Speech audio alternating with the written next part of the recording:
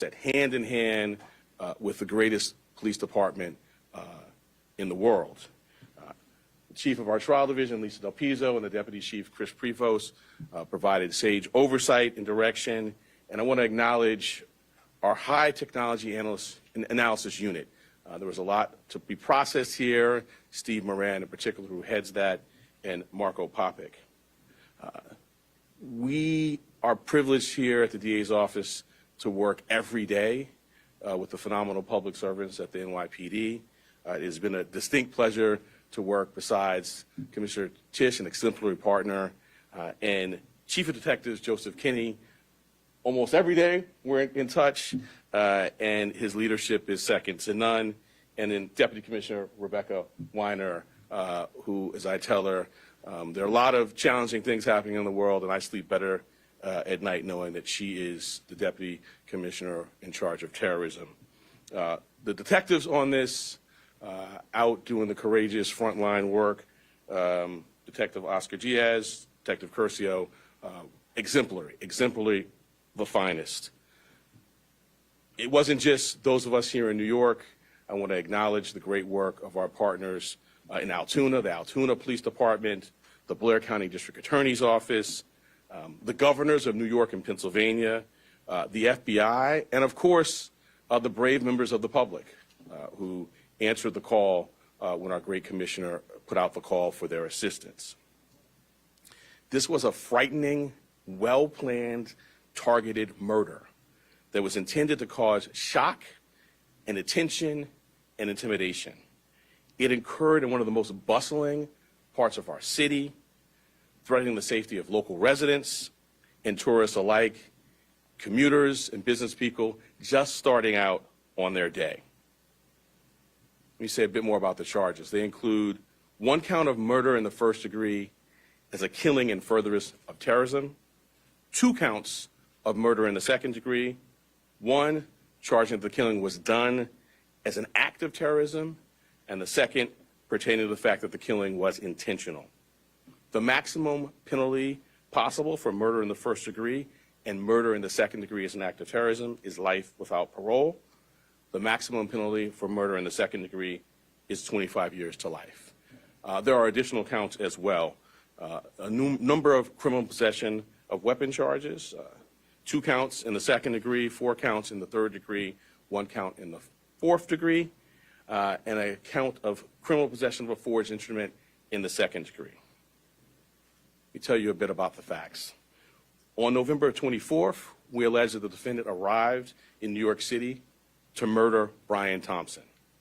After the defendant arrived in New York City on a bus at Port Authority, he checked into the hostel on the Upper West Side using the name Mark Rosario with a fake New Jersey ID.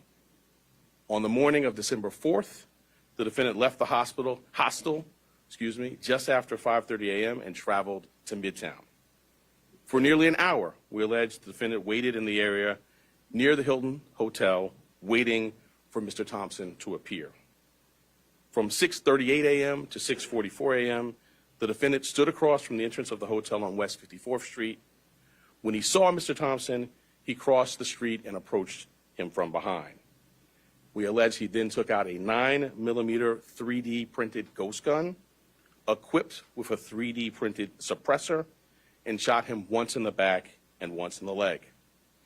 The defendant then fled northeast on 54th Street and took an e-bike uptown before getting into a taxi that took him to West 178th Street and Amsterdam Avenue. On December 9th, the defendant was spotted at a McDonald's in Altoona, Pennsylvania. The local police were notified. He was arrested, and he was found with a 9mm handgun, a suppressor, 2 ammunition magazines, and the same fake New Jersey ID he used at the hostel. I want to say a word about ghost guns. These weapons are increasingly proliferating throughout New York City and the entire country. Involving technology will only make this problem worse. Last year, over 80 ghost guns and ghost gun parts were recovered in Manhattan alone. The NYPD and the Manhattan DA's office have been leading in the interdiction of these ghost guns. And one thing I want to make clear, they are unserialized, they can be printed out, but as this case tragically makes clear, they are just as deadly as traditional firearms. This will remain a priority for us here in Manhattan. Finally, I know there have been questions about the extradition process. The latest that I can offer you is that the defendant is currently scheduled to appear in court in Pennsylvania on Thursday morning, first for a preliminary hearing on his Pennsylvania charges. Immediately to follow that will be an extradition hearing. We have indications that the defendant may waive that hearing, in which case he'd be brought to New York forthwith. In any event, we have been preparing on parallel paths, and before the hearing, we'll send to the governor of the state of New York the paperwork that would be necessary if he does not waive during that hearing. I now want to turn over to our great commissioner and together. Thank you.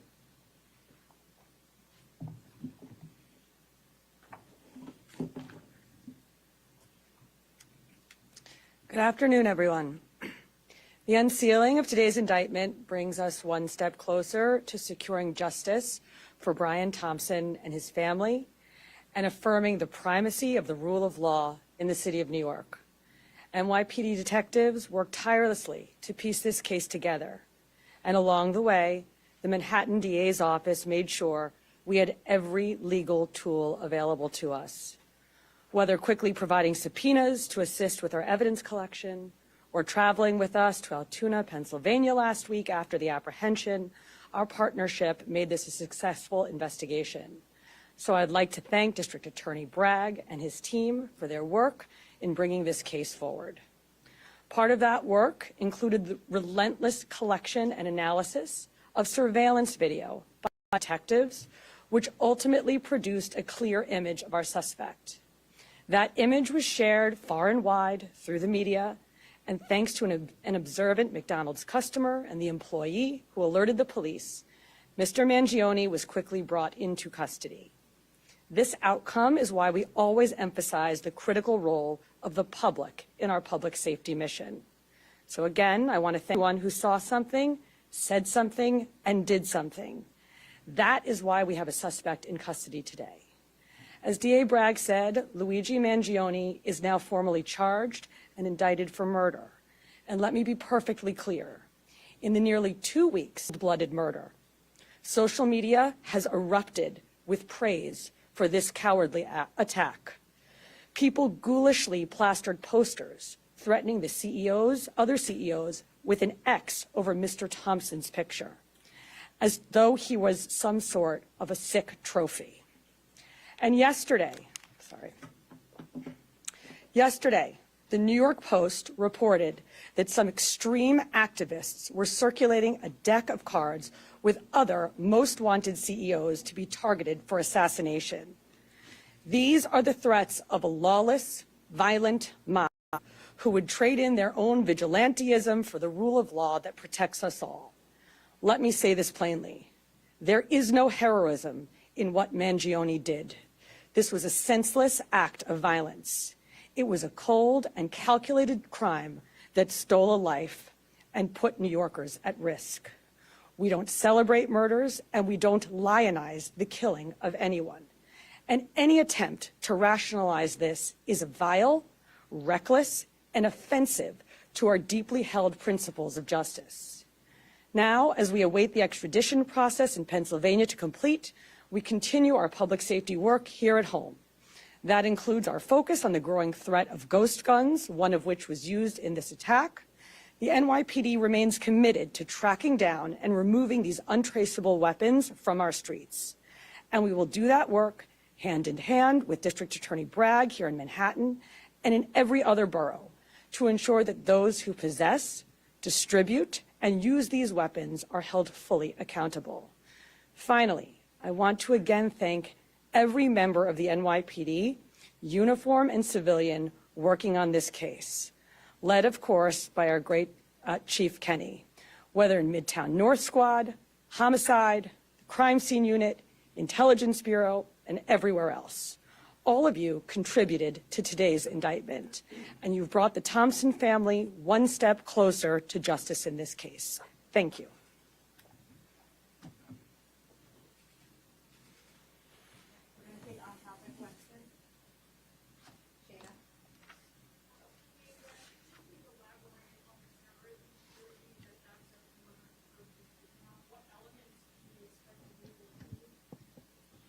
Sure. So, in its most basic terms, this was a killing that it was intended to, the statutory elements we can go into, but its most basic term, that's what this is. This was not an ordinary killing, not to suggest that any killing is ordinary, but this was extraordinary, and the New York State Legislature has, set out, both the paths that we talk about, both the murder one and murder two, and this we allege is certainly squarely within those statutes, which talk about intending to do exactly what we saw happen here. Maybe Chief Kenny could get into this, but I'm wondering sort of the timeline between December 6th, when the FBI was notified by the San Francisco police about this missing person that was called in from Luigi's mother, to the time that they contacted you about this. Were you aware of this when he was arrested, or was this something that was still being processed at the time? And what did his mother say? So the original missing report took place back in November 18th in San Francisco. The sergeant that was involved in that case reached out to the San Francisco field office and said, hey, basically, I'm working on a missing case. I saw the photograph that was distributed by the NYPD. There bears a resemblance. That tip was forwarded to us close to 45 hours after the incident took place. It showed up to a TFO, which is a task force officer. We have NYPD officers embedded with the FBI. They received that tip. It was one of 4 tips that they had received that day, and they were vetting it. Part of that vetting process was that they reached out to Mangione's mother in San Francisco very late on the 7th. They had a conversation where she didn't indicate that it was her son in the photograph, but she said it might be something that she could see him doing. So that information was going to be passed along to the detectives the next morning, but fortunately we apprehended him before we could act on that.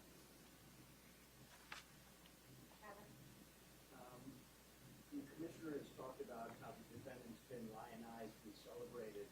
I'm wondering how concerned you are about a potential jury knowing that someone on that jury would be someone that would lionize and celebrate him.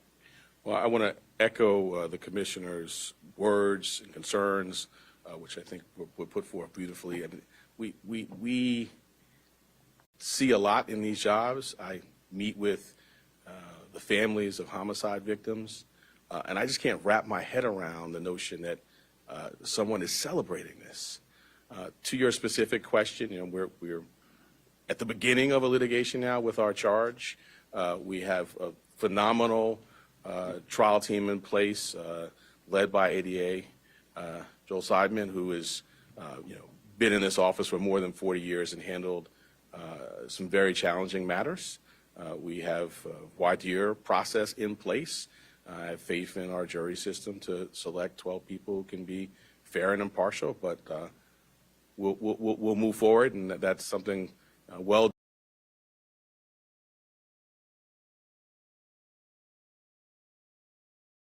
But the first, I want just maybe, and so I'm hoping maybe you can explain that a little more, just sort of define maybe the statute here a little bit. Sure, and my point, I mean, the statute talks about attempts to influence or coerce a civilian population. The statute talks about intending to influence a policy of government, and it talks about seeking to put forth things sort of similar to that by murder. So the statute, the plain language of the statute is clear. Obviously, we've charged it, the grand jury has voted on it, and we intend to go forward and prove it. But I think it does help to take a step back and think about the proof in the case, some of the writings. I'm not going to get into too much of that, but and the actual reaction. In the middle of Midtown, the beginning of a busy day, tourists, commuters, business people, the intent was to sow terror. And if I could just on Mr. Thompson's family, sadly, as you say, not a lot of focus has been given to Mr. Thompson or his family. I'm wondering if the services folks and any of the folks in your office have been talking to them about what that's been like. Is anything you can say about that? I'm not going to talk about communications with the family other than to say that we have a robust survivor services staff here that is second to none. But I would not talk about communications with any family. I don't think it'd be appropriate. But I appreciate your concern. Well, it's just because, indeed, like you're saying, there's been so much focus on the suspect here. It's quite different than what we normally see. I echo what the commissioner said, and the sentiment of your question, my heart goes out to it. I mean, this is a significant piece of what we do here, is we center the trauma of survivors and victims and their families. A significant piece of what I do is sit across the table and look people in the eye and, when appropriate, if they want to, offer a hug. And we have dedicated advocates and counselors and great staff that focuses on that. So I agree completely with you. And I wish that that's where the public's focus was exclusively. That's where it should be. That's where it is here, in addition to obviously the facts and the law and the case. But because of respect for where your question is coming from, I'm not going to get into communications.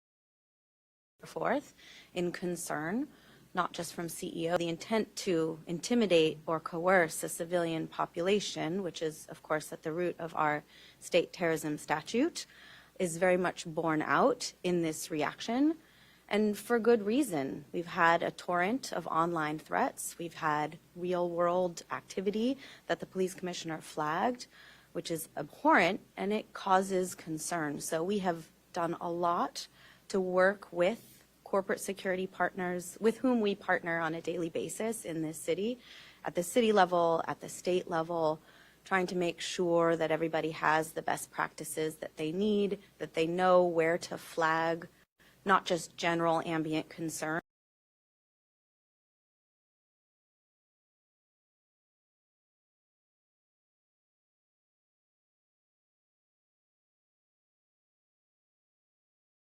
Confident that concerns and threats are going to be appropriately directed our way.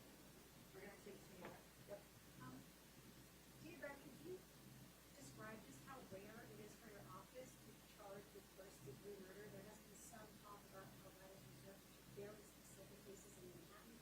And also, if you could speak to the statements made on the record by the suspect that informed this timeline in particular, if he's made any specific incriminating.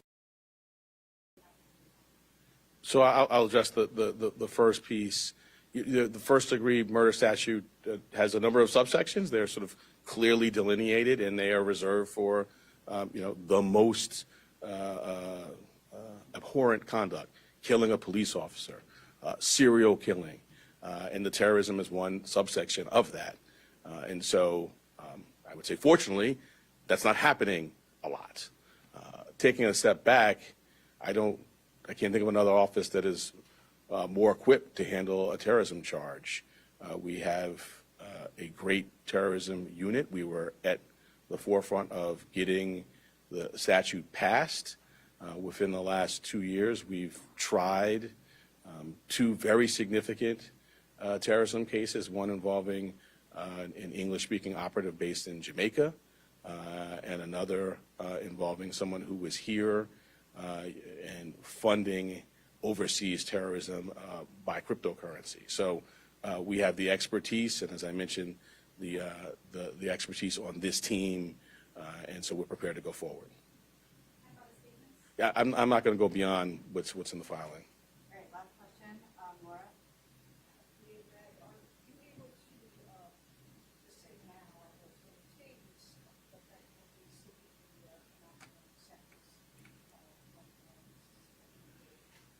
So it's about sentencing outside of court as a first matter, and certainly not at the initial stages of a matter. But I think you can tell the seriousness with which we take this matter by the way in which it's charged. The murder in the second degree actually has a mandatory life without parole sentence, no discretion for the judge at all. So that's the maximum there. But I'm not going to go beyond that. We will first get the defendant to New York. We will have him arraigned. We will be before our judge. We will engage in pretrial litigation. If there's a trial, we're ably equipped to do that. And then we will proceed to sentencing, at which point we'll make our arguments in court. Thank you all so much. Thank you. It's taking your vote.